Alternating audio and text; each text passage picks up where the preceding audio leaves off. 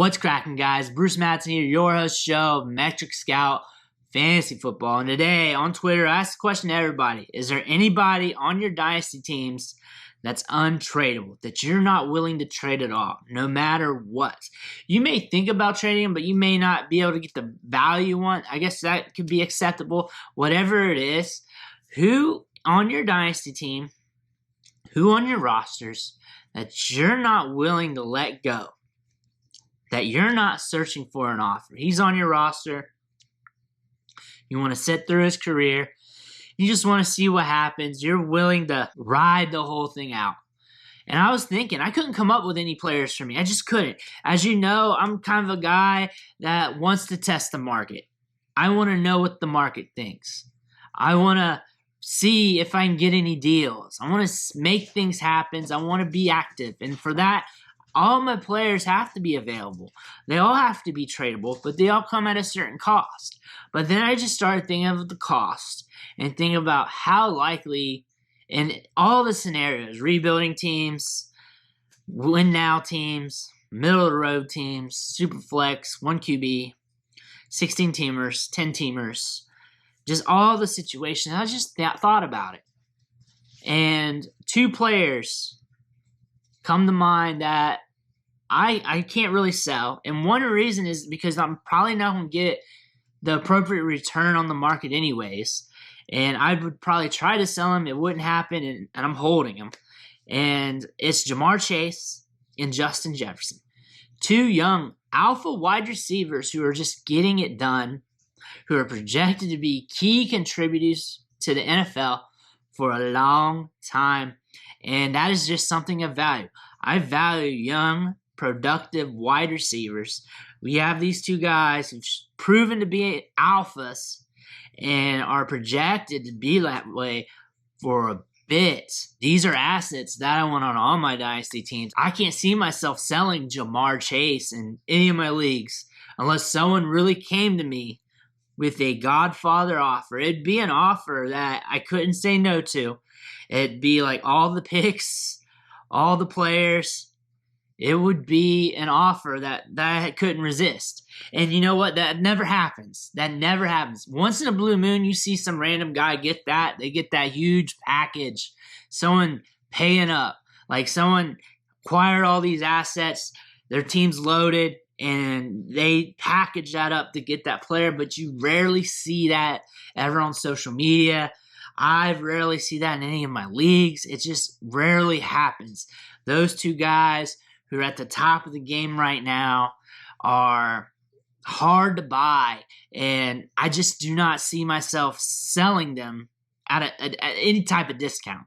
I'd rather just have them on my team, enjoy the production, and I know I got production for years. Even if I'm rebuilding, if I'm rebuilding and I'm trying to sell them off, I got to get value still. I'm not selling them at a discount. What's the point of that? And if I can't sell them at the right price, then they're on my rosters forever. I mean, by the time this team's turned around, they're still going to be in their prime. That's something that you can hang your hat on with young wide receivers like that.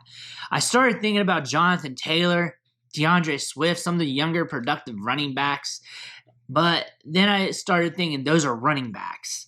The shelf life of these guys, it's a bit longer. It's a lot longer than those 25, 26-year-old running backs.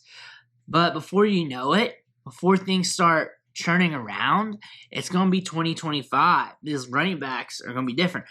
Chase and Justin Jefferson, these guys will be older. They won't hold the same value, but they will still be productive 3 years from now.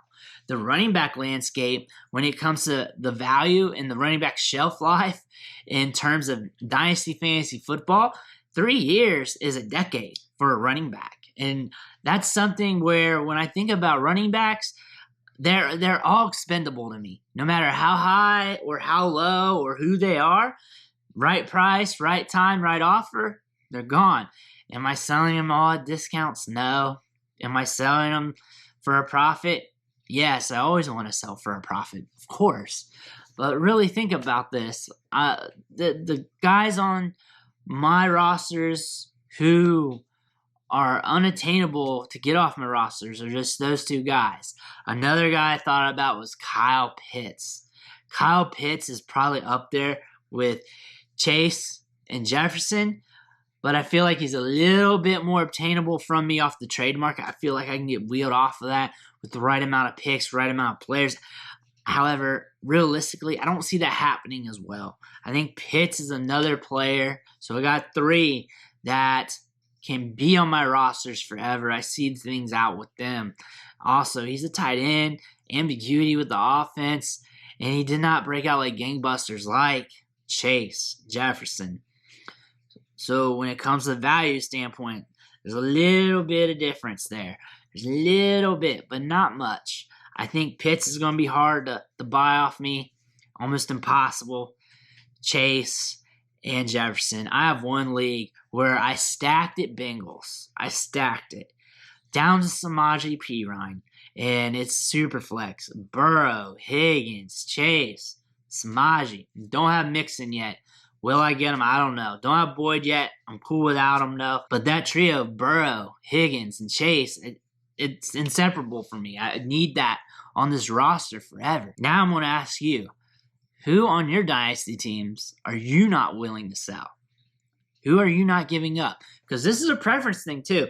There are some guys that were mentioning some of the lower shelf wide receivers. Laviska Shenault got mentioned a lot. And one for one, like selling him at face value, I get what they're getting at. But if it's a package, like I'm packaging up, say I'm packaging up to get Jonathan Taylor, and I need to make this move.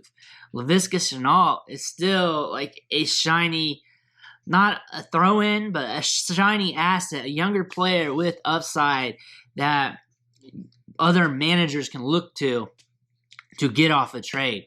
So I can't say that a player like that is not sellable to me, because even though their value is low, there are ways I can use that in negotiations to capitalize on. But there's just different ways to do it on the trade market.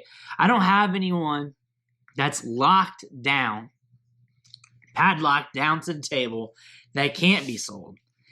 Chase, Jefferson, they can be sold on my teams. They can be traded away. I just don't see that happening. I just don't see it being a realistic option.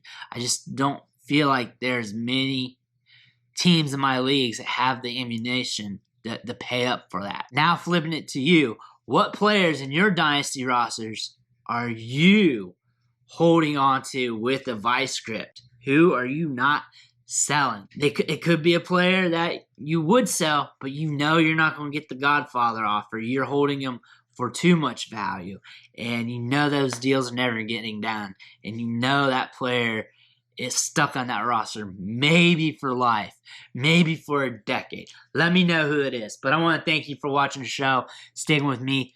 Hit that subscribe button on the way out. Every subscription matters. It fuels me to keep putting out this content, fuels me to keep helping you with your Dynasty teams, your rookie drafts, and everything else. But again, I want to thank you, and I'll catch you next time.